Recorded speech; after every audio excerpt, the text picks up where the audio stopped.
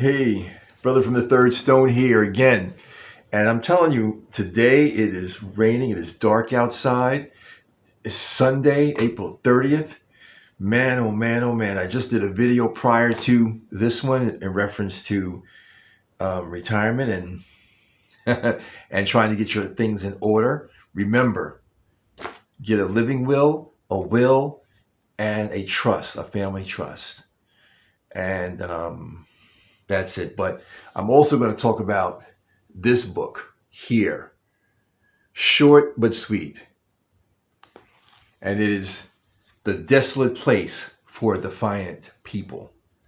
And this is about the archaeological finds of Maroons, Indigenous Americans, and enslaved laborers in the Great Dismal Swamp.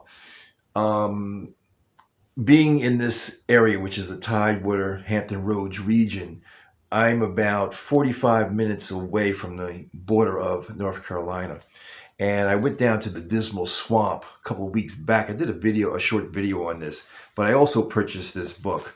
And I'm going to just briefly talk about one of the excerpts that I thought was important. And it says here, who were the people who came to call the Great Dismal Swamp home in the years between the colonial settlement of Jamestown and the start of the National Civil War? During the 17th century, Indigenous Americans from a variety of tribal groups settled the swamp, armed in many cases, with the knowledge of, ideas about, and cultural traditions centering on the landscape. In all likelihood, Indigenous Americans were the majority human population of the swamp.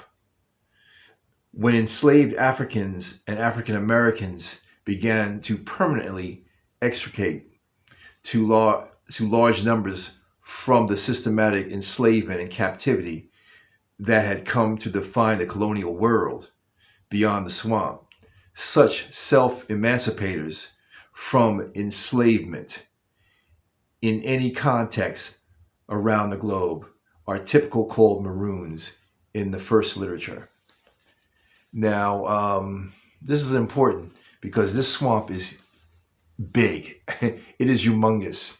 And they're going to make this a national landmark eventually, due to the fact that, so many people called the Dismal Swamp home especially during the time period of slavery.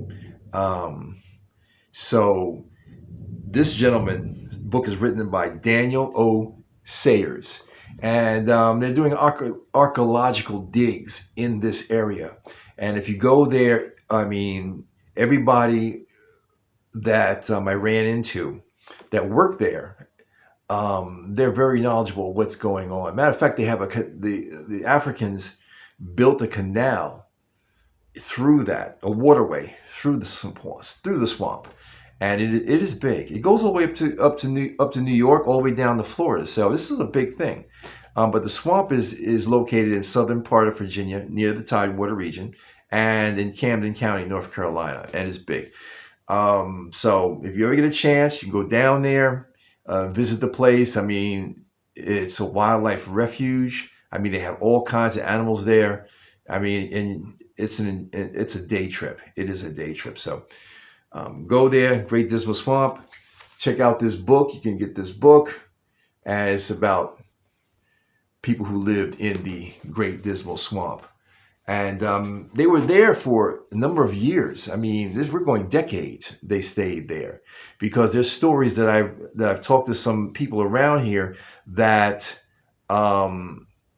they did not go near the swamp early because people would come out of the swamp and steal food and go back into the swamp. So they would be so some of their livestock would be in peril and other things like that, or food, other food supplies. So they knew not to go into the swamp.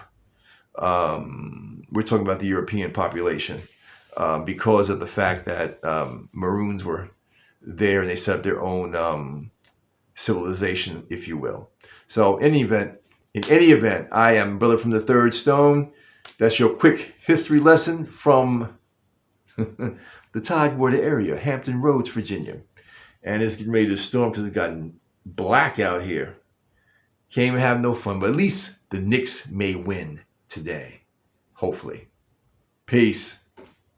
Take care. Enjoy your day.